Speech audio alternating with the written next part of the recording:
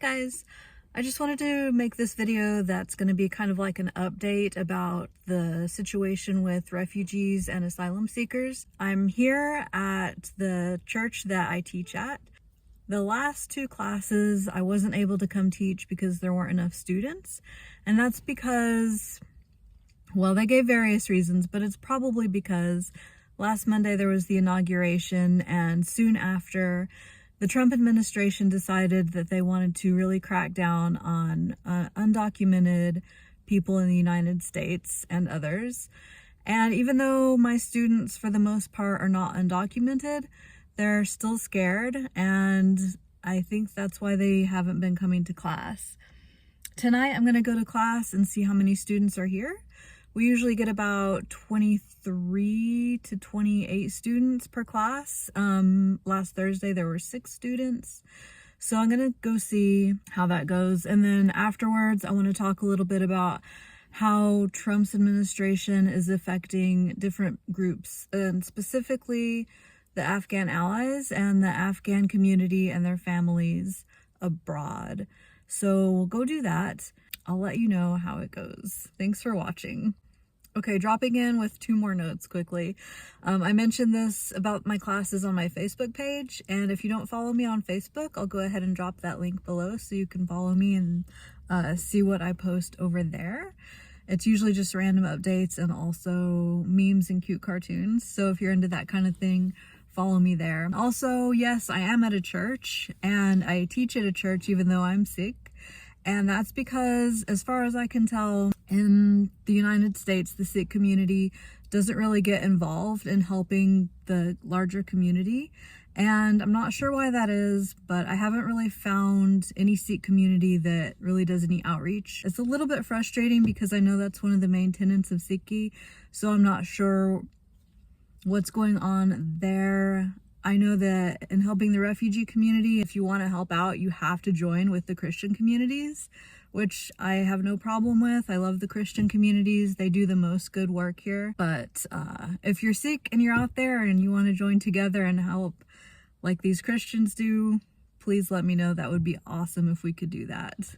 All right, so more about the Afghan community after class. All right, y'all, well, I'm back home. Class went great, but I can say that there were many fewer students than normal. I'll go ahead and put this picture up to show it was definitely the topic of class tonight, especially how it affected many Afghan families who were waiting to be reunited. And as you can see at the top, the number there is 1,600. It was a little bit over 1,600 Afghan families or family members who had flights booked to come to the United States to rejoin their families, and their flight got canceled pretty much instantly on Monday. Below that, we can see the number 10,000, which is the amount of refugees who were approved to come generally, and their flights also got canceled. And as you can see under that, and maybe you can't see it, I'm not sure if the picture shows, but at the very bottom there's the number 0, which represents the number of refugees and asylum seekers and temporary protected status persons who are now allowed to come into the United States, and that number is currently 0. There's a 90-day suspension of all programs that allow anybody in any of those situations to come to the United States. So first, before I talk about the class anymore, I want to talk a little bit further about those designations, because I think a lot of people have misunderstanding about what a refugee is versus an asylum seeker versus people who come through the southern border, and they can all kind of cross over situations. In the case of a refugee, that is a person with a very specific set of criteria. I will go over those briefly because I think a lot of people are not aware. So a refugee is a person who lives in a country that is dangerous, usually because of war. They leave their country and go to a second country. They register with the UNHCR as a refugee, and they usually live in a refugee camp. and they usually live there between 13 to 17 years. And during those years, they're waiting for a country to accept them as a refugee and be able to resettle in that third country. And a lot of people don't realize this, but those refugees don't pick the country that they get to live in. Different countries accept different numbers of refugees per year, and the UNHCR designates where each refugee will go. So you might be a refugee in a camp in Kenya, for example. You're waiting to get resettled in a country, you get your resettlement information. You don't know what country you're going to go to until you get your flight information. So people don't choose to come to the United States in those cases, and that's what a refugee is. So asylum seekers can be people who live overseas and they seek asylum also from different situations like war. And some of the Afghan allies are asylum seekers, but they're also under temporary protected status. Those get a little mixed up depending on what the person wants to apply for or what their situation is. So there are also the people that Trump talks about a lot, and those people could fall in different categories, but they're the people who he says, like, we're building the wall for those people. Those people aren't the refugees that I just talked about. They have their own situations that are different. So regardless of all of that, the orders are now that nobody in any situation can come to the United States. So the refugee resettlement has been suspended, as well as asylum. So if you have temporary protected status, you can't reapply. Nobody can apply for asylum.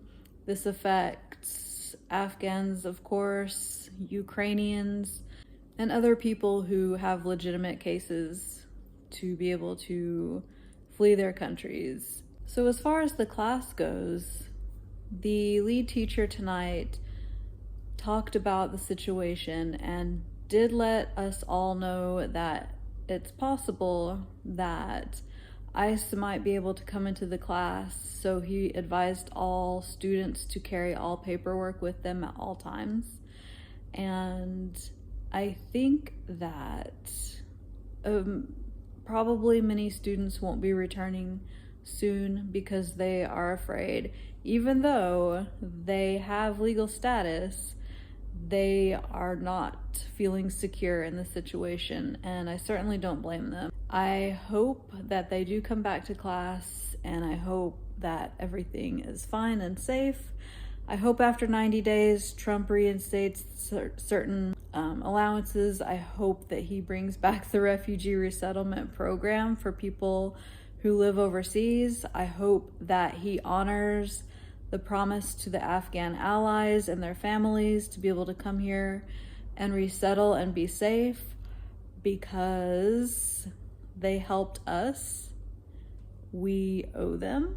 It's kind of a big deal. And I hope that he will allow Ukrainians to apply for temporary protected status if they do wish to come here and seek refuge from the war that is happening in their country.